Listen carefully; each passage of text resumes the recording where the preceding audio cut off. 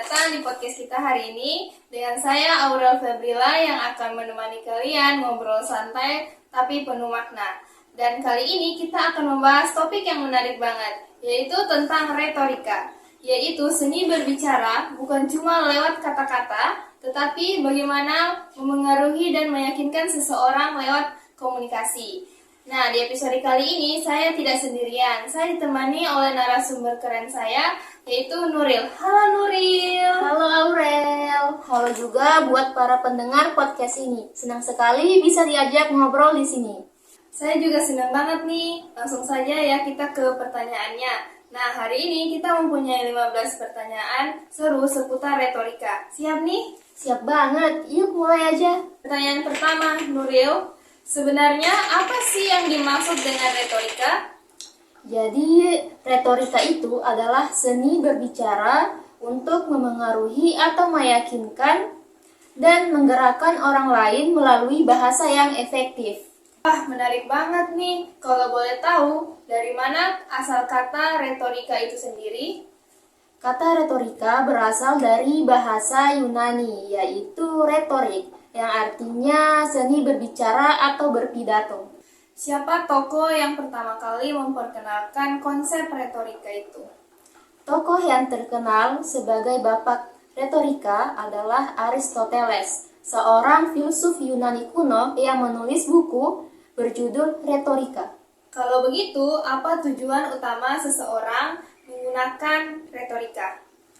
Tujuannya supaya pesan yang kita sampaikan bisa dipahami dengan baik dan bisa memengaruhi atau meyakinkan pendengar secara positif. Wah, menarik banget nih. Nah, katanya Aristoteles punya 3 unsur utama. Bisa jelasin sedikit tidak? Tentu, 3 unsur itu. Yang pertama ada etos. Etos itu kredibilitas pembicara. Dan yang kedua itu ada pathos. Pathos itu emosi yang dirasakan pendengar. Dan yang ketiga itu ada logos. Logos itu logika atau alasan yang digunakan dalam berbicara. Kenapa sih retorika itu penting dalam kehidupan sehari-hari?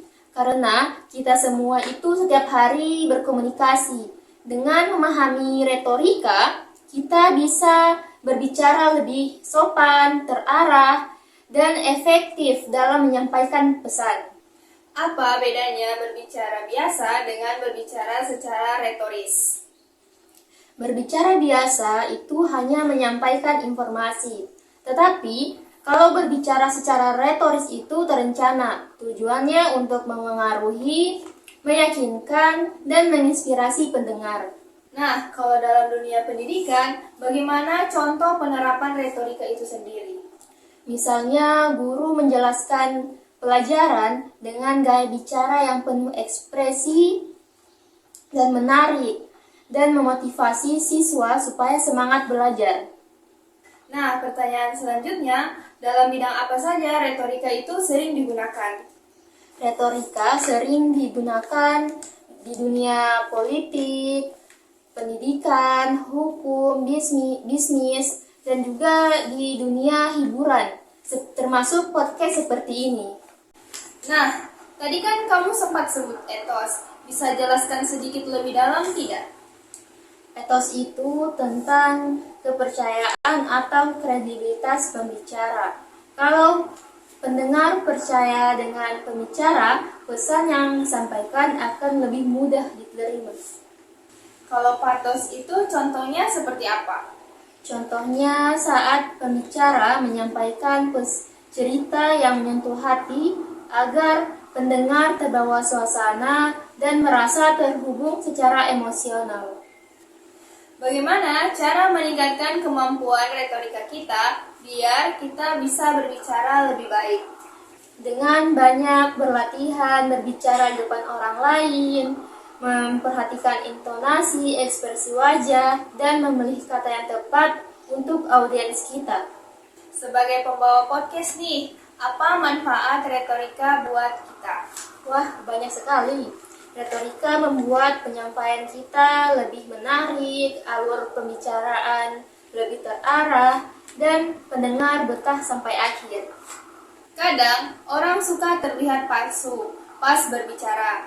Bagaimana biar retorika itu tidak terdengar dibuat-buat?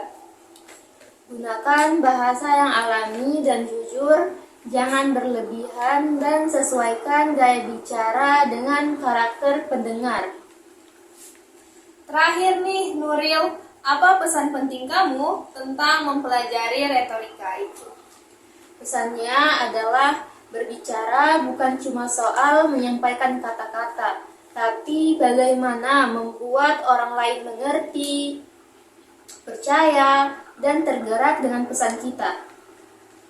Wah, luar biasa banget Nuril penjelasannya hari ini. Jujur saya semakin paham pentingnya retorika itu dalam kehidupan sehari-hari.